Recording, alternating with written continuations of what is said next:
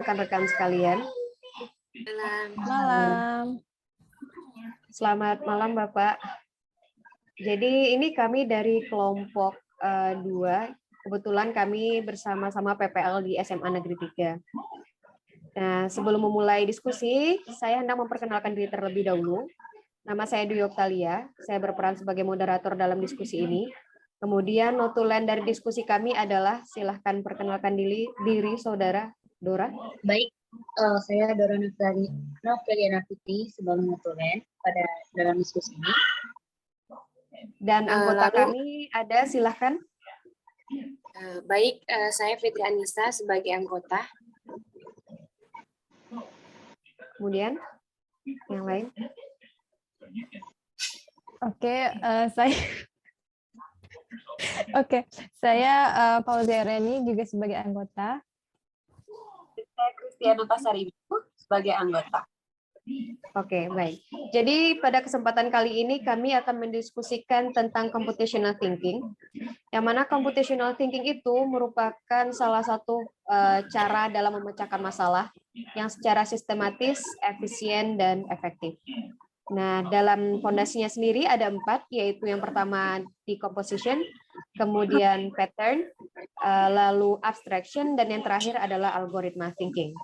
Yang akan kami bahas ada 2 hal. Pertama adalah permasalahan yang tidak mengikut sertakan komputer, tapi membutuhkan computational thinking. Dan yang kedua adalah penerapan computational thinking terhadap permasalahan itu. Maka permasalahan pertama akan disampaikan oleh Saudari Fauzia. Kepada Saudari Fauzia, kami persilahkan. Oke, terima kasih. Jadi di sini saya menemukan contoh complexity di kehidupan sehari-hari itu, yaitu masalahnya satu, kipas angin yang tidak menyala. Di situ saya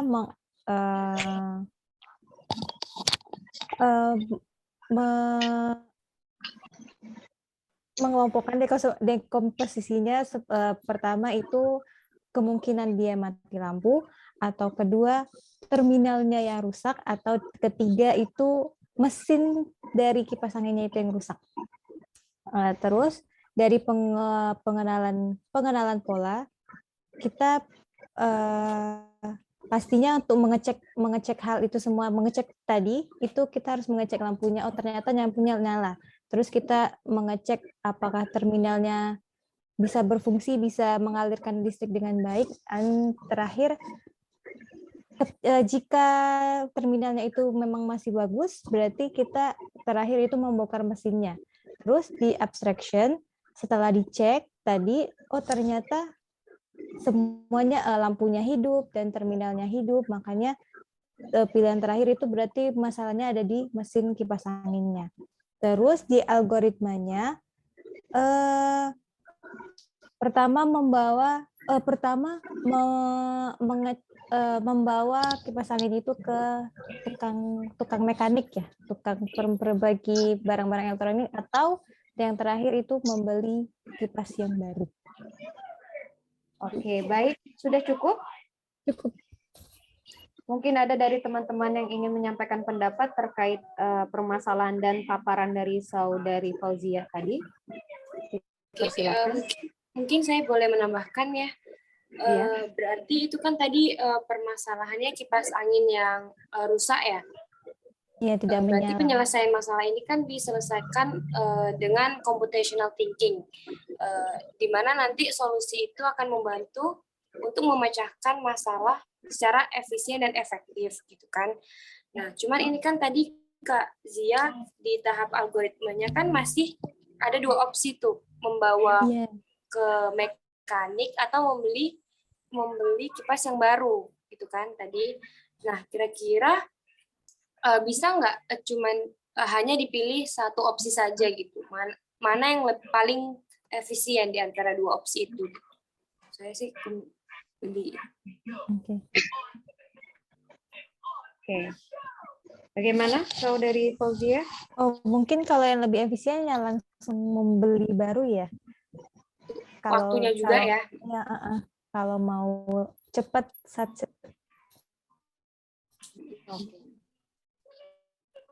Jadi kepada notulen Dora, di sini bisa kita simpulkan ya teman-teman, untuk karena kita diharuskan untuk mencatat apa yang salah atau apa yang tidak tepat dan yang tepat, maka bisa disimpulkan bahwa dari permasalahan Saudari Ziah ini, Siti yang tepat itu adalah dia harus membeli apa namanya, Kipas yang baru.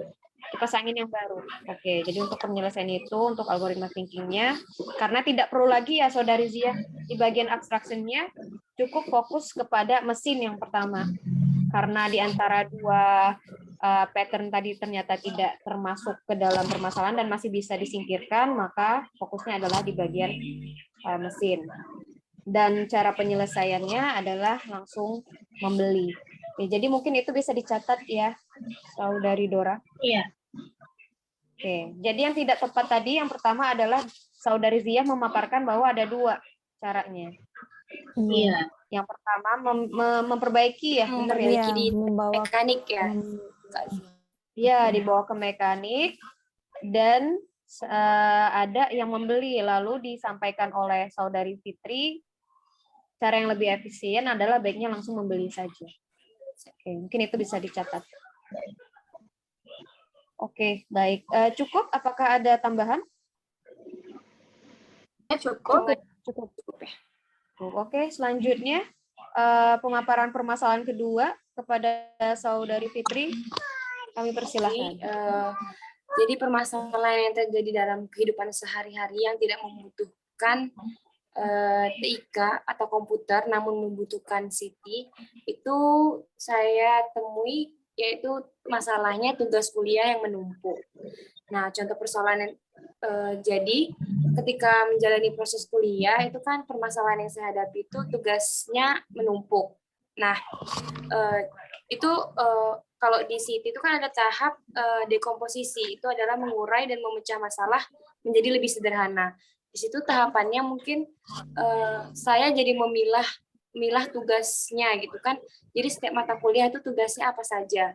Kebetulan pada permasalahan saya tugasnya itu tuh ada tugas PPDP dan tugas design thinking.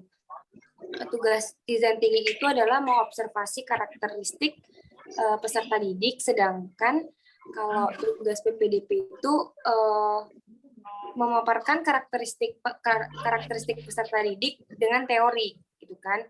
Nah, ketika saya lihat ada nih pattern atau polanya, yaitu saya bisa melakukan dua hal ini sekaligus gitu, yaitu bisa mengobservasi karakteristik peserta didik sambil mengaitkan dengan teori-teori belajarnya tadi gitu. Nah, karena udah ada pattern-nya itu, berarti saya sudah bisa menghilangkan hal-hal yang mengabaikan hal-hal yang tidak penting ya. Itu ada di tahap abstraction. Jadi yang saya lakukan itu mengerjakan sekaligus gitu. Jadi mengobservasi sambil mengaitkan teori peserta didik tadi. Jadi pas di tahap algoritmanya itu solusinya supaya lebih efisien dan tidak bekerja dua kali, jadi saya lakukan tugasnya itu sekaligus, jadi tugasnya tidak akan menumpuk pada akhirnya. Itu sih untuk solusi dari penyelesaian masalah tugas kuliah yang menumpuk. Mungkin ada komentar dari teman, ada permasalahan. Ya, dipersilakan jika ada komentar. Baik, sejauh ini saya lihat dari permasalahan yang dihadapi oleh Saudari Fitri ya, dari empat fondasi CT itu semuanya sudah sistematis ya, dari dekomposisinya ya, kemudian abstraction-nya sebenarnya Saudari Fitri sudah bisa memilah ya mana yang harus dikerjakan terlebih dahulu, kemudian polanya juga sebelum itu ya, dan juga algoritmanya atau step-stepnya juga sudah baik. Sejauh ini sudah cukup baik. Sudah terlihat step-step. Terima kasih. Berarti langkah-langkahnya sudah tepat ya, teman-teman, atau ada pendapat mungkin yang lain? Nggak ada? Nggak ada. Oke, nice. Jadi langsung dicatat aja, berarti langkah-langkah yang tepatnya tidak ada langkah yang tidak tepat ya, berarti udah benar yang dikemukakan oleh saudari Fitri. Oke. Next, mungkin Dora boleh memaparkan permasalahannya? Baik, ini salah satu penerapan CT bagi keseharian saya. Di sini salah satu contohnya adalah kegiatan mencuci ya, mencuci pakaian. Nah, di sini saya menemukan sebagai anak mahasiswa PPG yang memiliki tugas yang cukup banyak dan juga deadline yang cukup strict. Di sini saya mendapati bahwa mencuci itu cukup memakan waktu ya, karena disebabkan itu saya tidak memiliki, saya mencuci secara manual, saya tidak difasilitasi oleh mesin cuci ya di sini. Jadi saya situ permasalahan saya. Nah, di sini saya mencoba untuk dekomposisinya ya, penguraian masalahnya. Di situ saya mencoba memastikan nih, karena saya mencuci secara manual, saya di sini memisahkan nih. Nah, memisahkan ya, seperti halnya mencuci pada umumnya, saya memisahkan nih jenis-jenis pakaian tertentu. Kemudian saya mencoba nih, memisahkan antara pakaian yang bisa saya laundry dan juga pakaian yang bisa saya cuci sendiri. Nah, sepertinya contoh-contohnya yaitu pakaian yang saya cuci sendiri itu adalah pakaian mungkin yang berwarna putih, yang luntur mungkin, dan juga pakaian-pakaian penting lainnya. Nah, kemudian untuk yang saya nanti bisa seperti pakaian yang seperti jeans, ya, mukena ataupun handuk yang mungkin agak lebih sulit saya cuci secara manual. Nah, kemudian untuk langkah selanjutnya itu saya mulai ya seperti langkah-langkah mencuci seperti biasa gitu ya. Saya mulai dari merendam, kemudian saya biarkan beberapa menit ya. Kemudian saya bilas, saya cuci dan saya bilas, kemudian pada step terakhir saya menjemur. Oke, mungkin ada teman-teman yang ingin menambahkan atau memberikan saran terkait hal ini. Mengomentari. Oh iya, baik.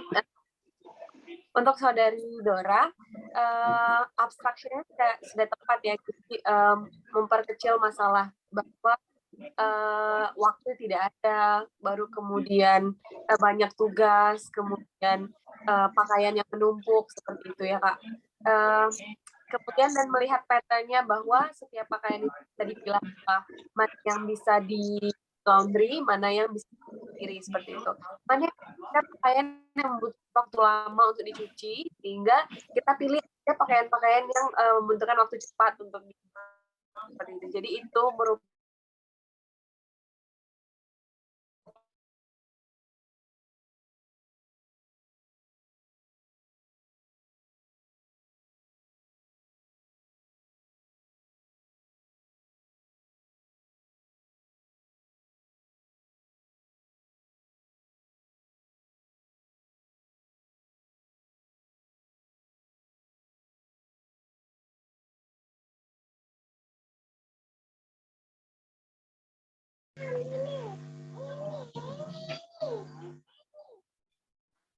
Baik, mohon maaf Bapak sebelumnya. Jadi tadi ada kesalahan teknis, jadi recordnya tercut. Ini kita mulai lagi dari pembahasan terakhir, yaitu tentang pemaparan masalah oleh saudari Dora. Dan saya ingin sedikit menambahkan, dari permasalahan yang sudah saudari Dora paparkan, saya mengalami sedikit kebingungan. Jadi di bagian dekomposisinya itu, Dora mengatakan bahwa permasalahannya adalah cucian menumpuk tapi nggak bisa diselesaikan karena nggak punya mesin cuci, kurang lebih seperti itu. Cuciannya banyak. Jadi kalau menurut saya ini dekomposisinya agak kurang tepat ya. Karena kan sebenarnya permasalahan ini kalau dilihat bisa diselesaikan dengan satu cara. Malah sebenarnya lebih efektif kalau misalnya saudari Dora ya langsung aja bawa pakaiannya itu ke laundry. Nggak perlu dipilah, yang ini harus dicuci di rumah dan yang satunya lagi harus dibawa ke laundry. Jadi kalau menurut saya untuk algoritma thinkingnya kurang pas. Itu juga di bagian di bagian dekomposisinya. Oke. Mungkin nanti kita bisa belajar lebih lagi kan di kelas. Teman-teman ada yang perlu ditambahkan lagi? Nggak ada? Cukup. Oke, kalau begitu, Saudari Dora tolong ditulis, maaf ya, ditulis yang bagian tadi yang nggak tepatnya ya, berarti. Iya. Oke, terima kasih. Kalau begitu kita lanjutkan dengan pemaparan masalah oleh Ana. Ana, dipersilahkan. Terima kasih Kak Dwi. Permasalahan yang saya angkat mengenai kehidupan sehari-hari yang tidak memerlukan komputer tapi memerlukan cara berpikir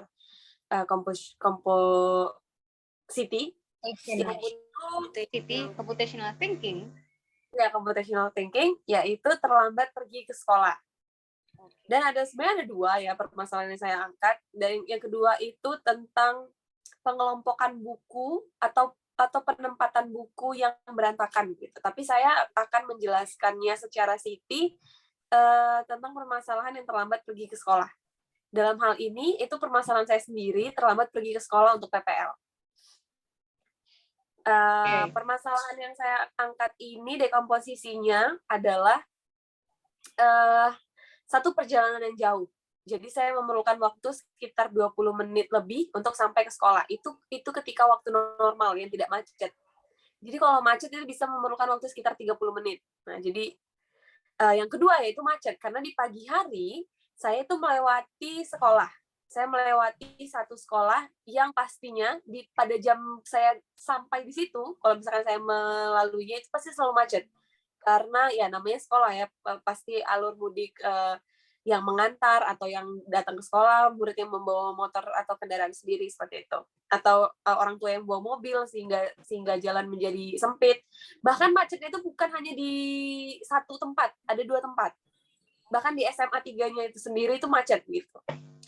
Sekitar kurang lebih 5 meter atau 15 meter sebelum gerbang sekolah itu udah macet.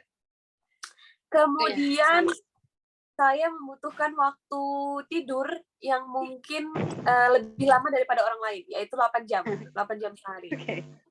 Masih normal. Masih normal, itu masih normal kok.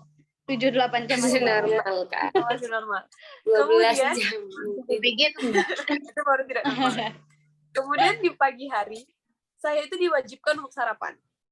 Oke. Nah, gitu. Jadi mungkin orang lain membutuhkan waktu sekitar siap-siap itu untuk dari mulai bangun pagi, mandi, sarapan, dan sebagainya itu mungkin membutuhkan waktu 15 menit. Saya karena perempuan juga, jadi saya memerlukan waktu sekitar 25-30 menit untuk mempersiapkan diri begitu ya. Yeah. Itu adalah dekomposisinya. Untuk pattern recognition-nya adalah ketika saya mengetahui bahwa ada pola-pola yang harus saya singkirkan begitu ya, harus saya singkirkan supaya saya bisa mendapatkan problem ini terselesaikan secara efisien dan efektif. Yang pertama adalah saya harus mencari alternatif jalan lain, nah, gitu, alternatif jalan lain yang tidak macet dan tidak ada sekolah di situ seperti itu. Kemudian saya menemukan alternatif jalan ini yang ternyata tidak macet, tidak ada sekolah di situ. Tapi saya harus bangun lebih pagi. Karena ya dimanapun itu ya, ketika pukul 6:30 sampai 6:45 itu pasti macet dimanapun itu. Kecuali kalau saya lewat kuburan, mungkin itu tidak macet. Betul. Busy hour. Ya. Sebab itu pada apa ini namanya? Pada algoritmnya keputusan yang saya ambil adalah saya harus bangun lebih pagi. Saya biasanya bangun jam 6, saya harus bangun pukul 5.30 karena saya butuh waktu siap-siap 30 menit dan sarapan. Kemudian 5.30 itu saya tidak langsung bangun ya, baru membuka mata. Bangunnya itu 5.45. Ya.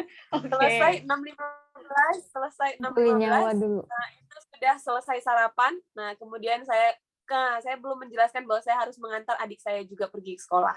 Nah, itu dia. Jadi, mungkin sekitar 5 menit mengantar adik saya ke sekolah. Nah, akhirnya 30 menit menuju SMA 3, saya sampai tepat waktu. Tidak tepat waktu, bahkan bisa 6.50 begitu. Saya masih sempat tos-tosan dulu sama siswa yang pagi seperti itu. Nah, Iya. begitulah cara saya menyelesaikan TMI. masalah ini dengan computational thinking. Thank you. Oke. Oke. Terkait hal ini mungkin ada teman yang mau kasih pendapat? Ya? Oke, kalau gitu Kalau dari ya. saya itu, Oh, ada ya? Silakan. dari saya itu sudah jelas banget sampai masalahnya detail, sampai waktu yang diperlukan untuk siap-siap, waktu tidur yang harus cukup ya. Mungkin dari saya. Oke.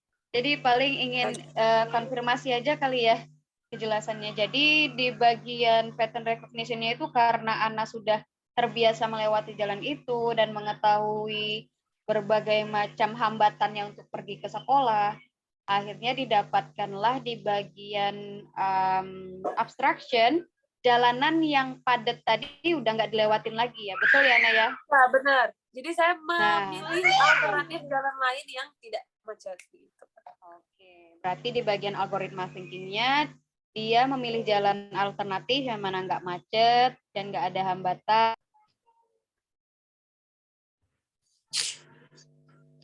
Oke, mari kita lanjutkan diskusinya. Tadi pembahasan terakhir tentang pemaparan masalah oleh.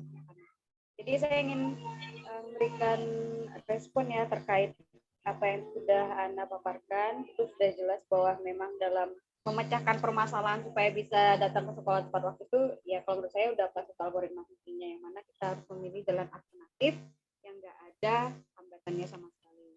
Berhubung teman-teman semuanya sudah memaparkan permasalahannya, selanjutnya adalah dari saya sendiri.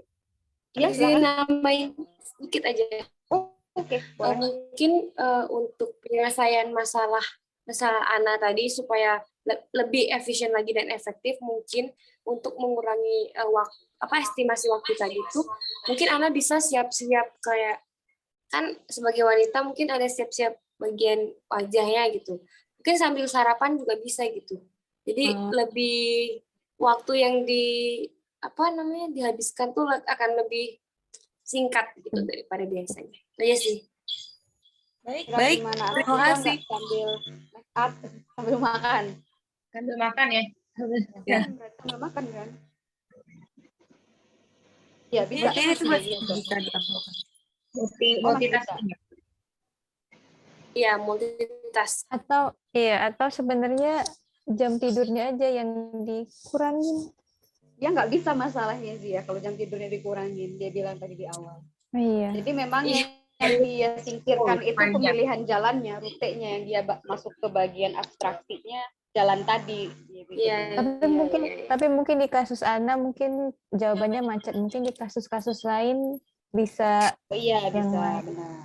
Kalau dengan sebenarnya bisa bangun lebih awal, tidur lebih cepat. Oke, last problem ya dari saya.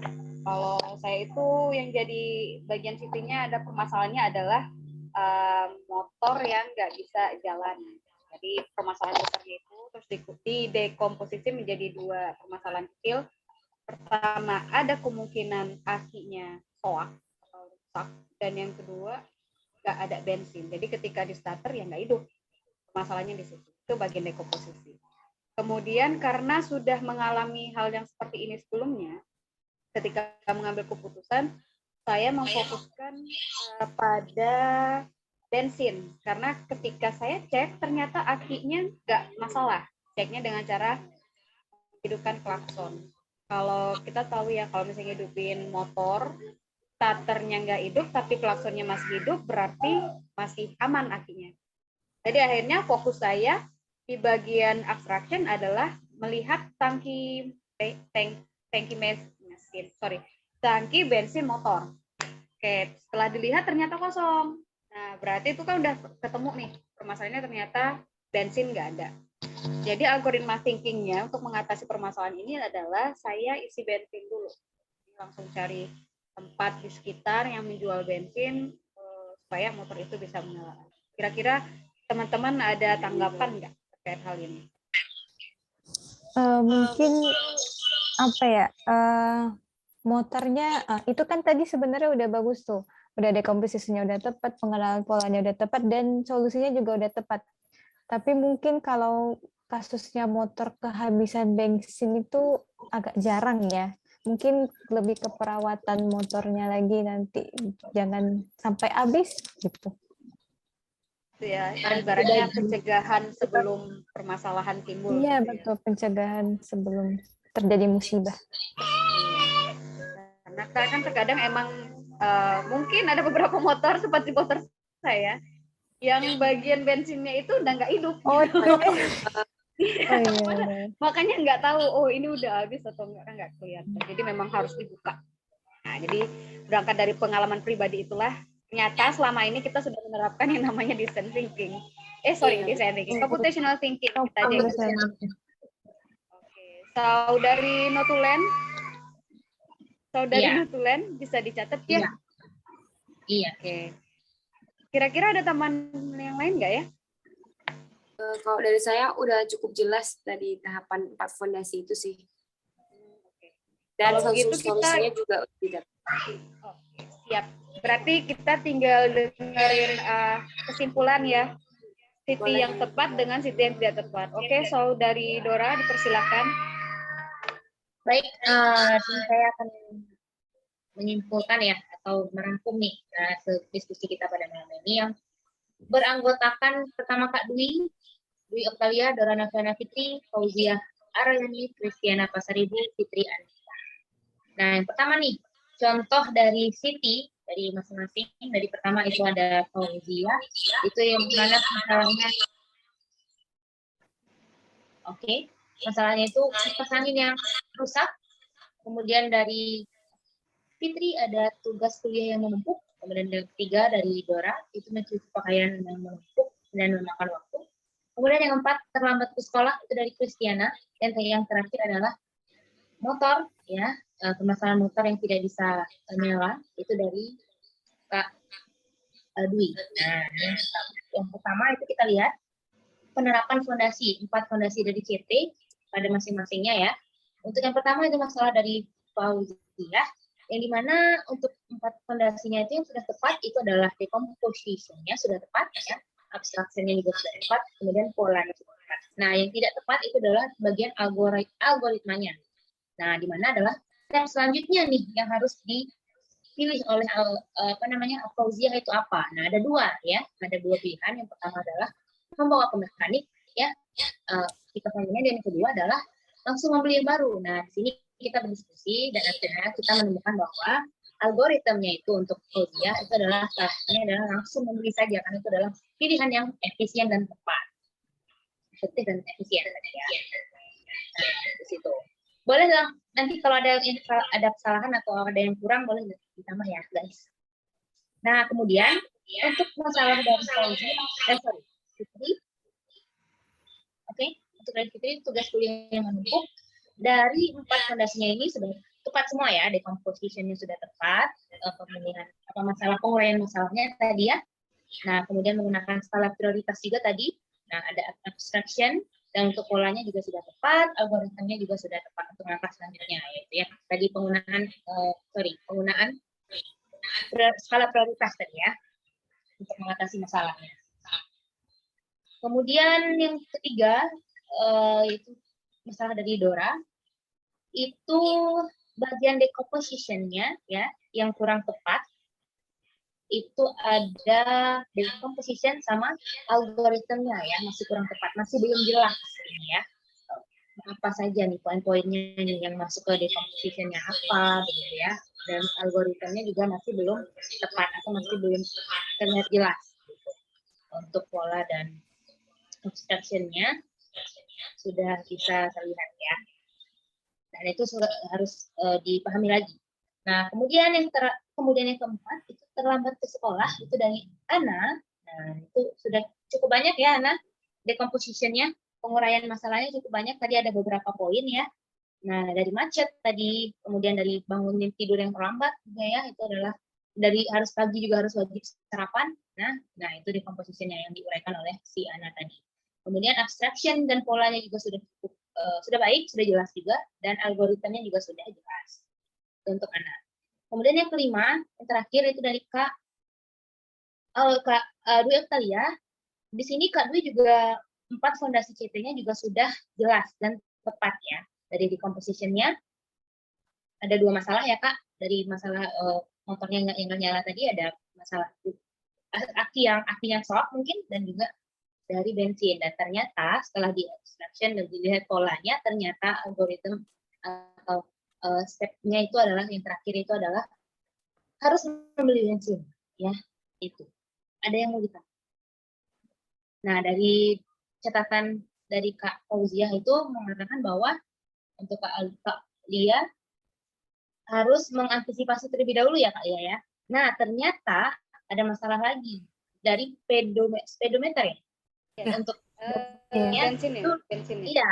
tidak terlihat, udah rusak ya. Jadi memang masalahnya itu tadi. Oke. Siap, cukup? Cukup. Itu hasil dari diskusi kita. Baik, apa ada tambahan lagi mungkin dari Ya. teman-teman? Boleh? Dari saya udah sangat jelas. Dan saya juga cukup. Dari saya Berarti juga udah sudah cukup sangat ya? jelas. Oke, kalau misal tidak ada tanggapan dan tambahan atau sanggahan dan dirasa kesimpulan yang telah dibuat oleh Saudari Dora cukup, saya rasa sekian diskusi kita dan ya cukup sekian dan terima kasih. Oke, boleh di ending. Iya, Selamat malam. pamit Bapak. Oh iya. Bapak.